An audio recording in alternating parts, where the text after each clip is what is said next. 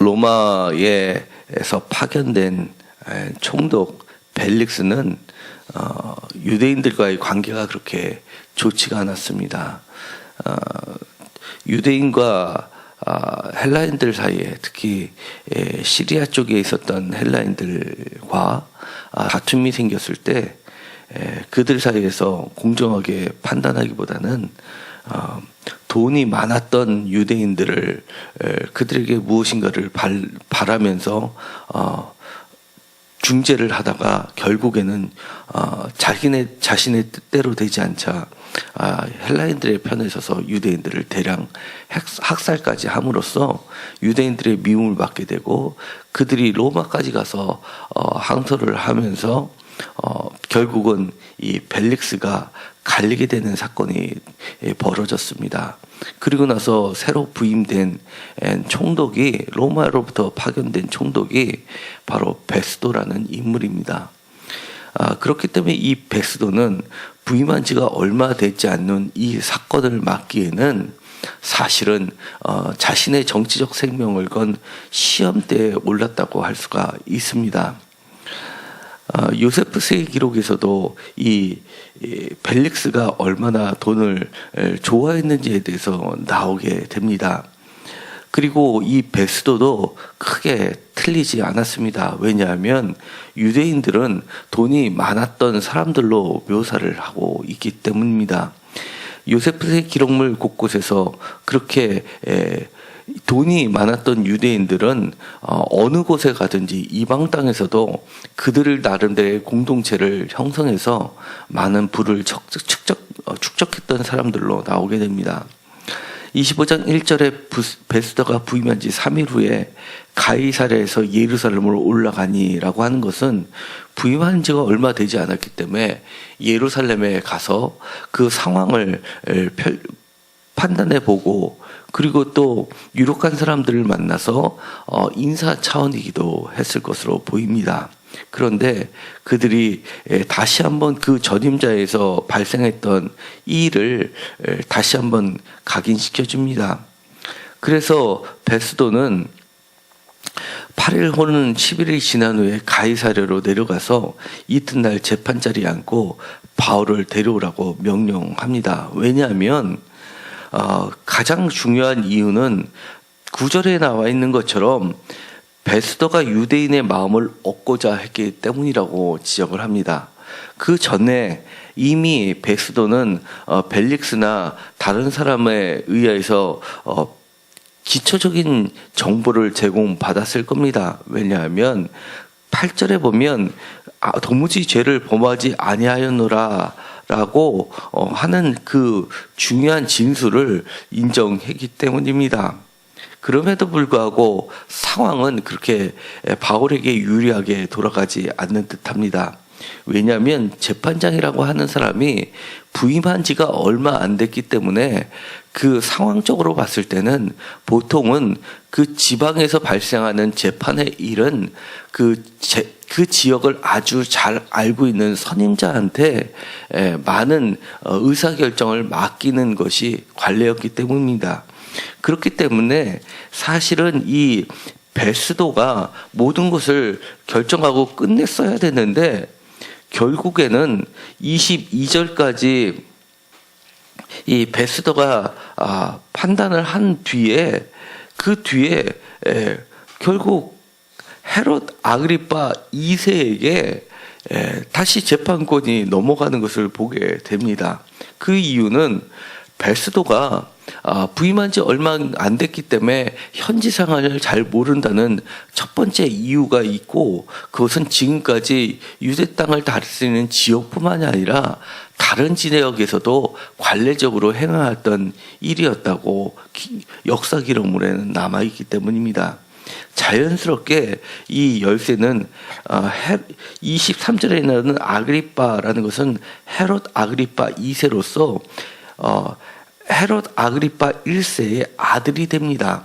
헤롯 아그리빠 1세는 야고보를 주의 제자인, 주의 형제가 아닌 주의 제자를 죽였던 차입니다.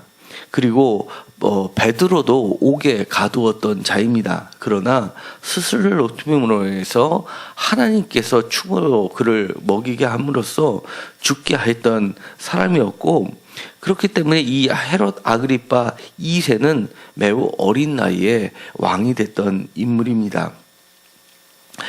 결국 그 헤롯 아그리파 2세에게 다시 한번 신문을 받게 된다는 것은 바울에게는 매우 불리한 상황입니다. 그럼에도 불구하고 하나님은 그를 움직이고 계셨다는 것을 보게 됩니다.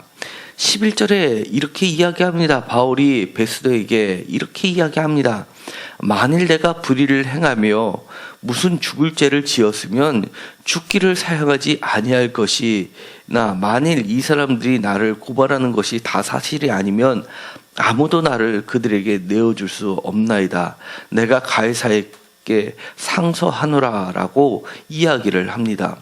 이 진술이, 이 주장이 결국은 베스도를 움직이게 됩니다. 그가 로마 시민이었다는 중요한 백그라운드도 작용했을 것으로 보입니다. 어쨌든 간에 바울이 직접 쓴 제7개의 바울 서신들 중에는 자신이 로마인이라고, 그래서 자기가 그 로마인의 신분을 통해서 로마까지 간다라는 이야기를 한 말이 전혀 나와 있지 않기 때문에 이 원인은 사실은 많은 의문점을 남기고 있습니다. 그러나 사도행전에서는 이 자기 자신이 로마 시민이라는 것을 3번을 밝힘으로 결국 이 로마까지 가는 데 있어서 결정적인 그리고 자연스러운 이유를 만들어냅니다. 그런데 여기서 중요한, 우리가 짚어봐야 할 중요한 것이 있습니다. 바로 바울의 태도라는 겁니다. 내가 불의를 행하여, 무슨 불의를 만일 행하였다면 나는 당연히 죽기를 사용하지 않겠다라는 이야기입니다. 그럼에도 불구하고 나는 아무런 불의를 행한 일이 없기 때문에 하나님 외에는 그 어떤 사람도 나를 죽일 수가 없다. 나는 오직 하나님의 손에 이끌려 주님께서 이야기하셨던 것처럼 로마에서도 예수님을 증거하는 일을 해야만 해야 한다라는 그 진술에 있습니다. 우리가 이 말은 결국은 그 뒤에 있는 헤롯 아그리파 2세와의 변론에도 그대로 적용이 됩니다. 사도행전 26장입니다. 사도행전 26장 17절에 아주 이와 맥을 같이 하는 중요한 진술이 나옵니다. 이스라엘과 이방인들에게서 내가 너를 구원하여 그들에게 보내어 그 눈을 뜨게 하여 어둠에서 빛으로 사탄의 권세에서 하나님께로 돌아오게 하고 죄사함과 나를 믿어 거룩하게 된 무리 가운데에서 기업을 얻게 하려 하더이다 라는 이 말은 바로 누구의 말이냐면 예수님께서 자신을 핍박하는 바울에게 처음 나타나셔서 부탁하셨던 말씀입니다. 16장에 일어나 너희의 발로 서라 라는 말은 다른 곳에 나와 있지 않은 특별한 말입니다. 내가 내게 나타나는 것은 곧 내가 나를 본 일과 장차 내가 내게 나타날 일에 너로 증과 증인을 삼으려 함이니라는 이 말은 특히 일어나 서라라는 라는 예언자적 사명을 준 것입니다. 이것이 쿰란이라는 쿰의 기원이 되는 말이기도 합니다. 이것은 특별히 하나님께서 자신의 종에게 예언자적 사명을 줄 때처럼 예수님께서 바울에게 이런 예언자와 마찬가지인 이방인의 사도의 직분을 주셨을 때의 말과 같습니다. 이 17장의 말씀은 이스라엘과 이방인들에게서 내가 너를 구원하여 그들에게 보내어라는 것은 파송하다, 아포스톨로스라는 사도라는 말과 어원이 같은 말입니다. 그러니까 내가 너를 사도로 임명했다라는 말인데 이 말은 바로 오늘 베스도에게 왜 내가 불의를 전혀 행하지 아니하였고 그럼에도 불구하고 죽기를 각오했는지를 설명해 주는 귀한 말이 되는 겁니다. 우리가 세상에 살 때 불의를 저지르지 않고 나의 이익을 추구하지 않고 내가 손해를 보더라도 깨끗하게 살아야 되는 이유가 바로 하나님 예수 그리스도 때문이라는 것을 알려주는 겁니다. 하나님께서 그리고 예수 그리스도께서 우리를 어떻게 쓰시기 위해서 세상에 보내었는지를 깨닫는 순간 내가 세상에서 어떠한 불의도 저지르는 존재가 되지 않아야 함을 이야기하는 겁니다. 어떠한 경우에도 나의 불의 때문에 예수 그리스도께서 맡겨주신 사명의 길에 걸림돌이 되게 해서는 안 된다는 것을 이야기합니다. 다시 말하면 내가 고난을 받는 것이 내 죄 때문에 고난을 받는다면 당연히 고난을 받아야 되는데 그것이 아니라 내가 죄도 없는데 고난을 스스로 내 몸에 짊어지고 가는 그 태도가 바로 주님으로부터 세움받은 자의 태도라는 것을 말해줍니다. 우리가 고난을 받을 때 왜 내가 고난을 받지라고 생각하지 말고 내가 주님의 고난에 참여하는 고난을 짊어짐으로써 사도로서의 직분을 감당할 수 있게 되는 첫 출발이 된다는 것을 기억하는 순간 우리는 더욱 세상 사람들 앞에서 바로 서야 될 이유가 생기는 겁니다. 다시 한번 26장 17절의 말씀을 보면 이제는 사도의 직분이 얼마나 귀하다는 것을 다시 한번 생각하게 만듭니다. 이스라엘과 이방인들에게서 내가 너를 구원하여 그들에게 보내어 18절 그 눈을 뜨게 하며 어둠에서 빛으로 사탄의 권세에서 하나님께 돌아오게 하고 라는 이 말은 사실은 제일 먼저 우리가 익숙하게 들어온 구절이 있습니다. 이 말씀은 물론 이사야서의 말씀을 그대로 갖고 온 말이지만 바로 이것이 누구한테 적용됐던 말인지 우리는 다시 한번 생각해 볼 필요가 있습니다. 이것은 사실은 예수 자신에게 적용됐던 말이었던 겁니다. 이방인들에게 눈을 뜨게 하고 어둠에서 빛으로 사탄의 권세에서 해방시키는 그 역할은 사실은 예수님이 하셨던 역할인데 그 역할이 이제는 사도에게 예수님을 믿는 우리들에게 주어졌다는 겁니다. 그렇기 때문에 오늘 25장 읽었었던 바울의 진술, 자신의 변명이 매우 중요한 것을 이야기합니다. 이방의 빛을 전하기 위해 내가 그리스도로 사명을 받았기 때문에 나는 어떠한 불의로 행할 수 없다. 그럼에도 불구하고 그리스도 때문에 내가 고난을 짊어지고라도 나는 증인에 대하겠다라는 것을 이야기하는 겁니다. 여기서 원어로 증인이라는 말은 순교자라는 말과 사실은 어원이 같습니다.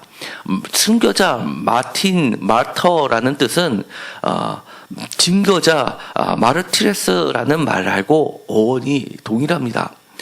예수의 이름을 증거하는 자는 결국 초대기독교에서는 순교를 당할 수밖에 없는 그런 사회적, 정치적, 종교적 상황이었다는 것을 염두에 둘 때 우리가 증인으로서의 이 세상의 삶을 산다는 것이 얼마나 귀하고 그러면서도 쉽지 않지만 우리가 끝까지 우리가 불의하지 않음에도 불구하고 불의한 자라 같은 취급을 당하면서까지도 그 길을 가야 되는지를 보여주는 귀중한 단어라는 겁니다. 이제 우리가 세상을 살 때 너무 억울하다라고 생각하지 마시고 내가 불의함으로써 당하게 되는 것이 아니라 정말 불의하지도 않은데 당하게 되는 억울함을 당한다면 주님을 위해서 당하는 억울함이 되게 해달라고, 그리고 또 그렇게 되기 위해서 우리도 스스로를 늘 돌아보면서 살아야 될 것으로 봅니다. 그것이 바로 우리가 주님을 진정으로 믿게 된 이후에 우리 자신을 바라보는 태도이기도 한 것입니다. 우리가 세상에 살면서 주님이 말씀하셨던 것처럼 제자들을 파송할 때, 70인 제자들 사도들을 파송할 때 내가 너희를 보내는 것이 이리 가운데 아주 양들을 먹혀주기 쉽게 순전한 양들을 보내는 것과 같다라는 그 심정의 말씀을 이해하고 또 기억하면서 우리가 얼마나 이 험악한 세상에서 그럼에도 불구하고 우리가 순정한 양으로 불의하고는 관계없는 사람으로서 살아야 되는지를, 그 의의를 찾게 되는 귀한 시간이 되기를 간절히 소망합니다. 기도하고 마치기로 합니다. 하나님 감사합니다. 우리가 살면서 억울하다는 소리를 너무나 많이 합니다. 그러나 그 억울함이 정말 나 자신을 위한 억울함이 되지 않게 하시고 오직 주님을 위한 억울함이 되게 하여 주옵소서. 내가 무지하지만 세상의 미움을 짊어지고 고난을 짊어지고 그리스도를 증거하고 나타내고 그들을 빛 가운데로 인도하는 예수 그리스도께서 가셨던 그 사명의 길을 우리가 함께 나눠지는 자들이 되게 하여 주옵소서. 비록 지금은 사람들이 모두 제갈길로 가서 우리가 이야기하는 이 진리의 말씀을 들으려 하지 않는 것처럼 보인다 하더라도, 비록 빈들에서 외치는 소리가 된다 하더라도 우리가 이 자리를 지키면서 끝까지 나아가는 자들이 되게 하여 주옵소서. 예수 그리스도의 이름으로 기도드렸습니다. 아멘.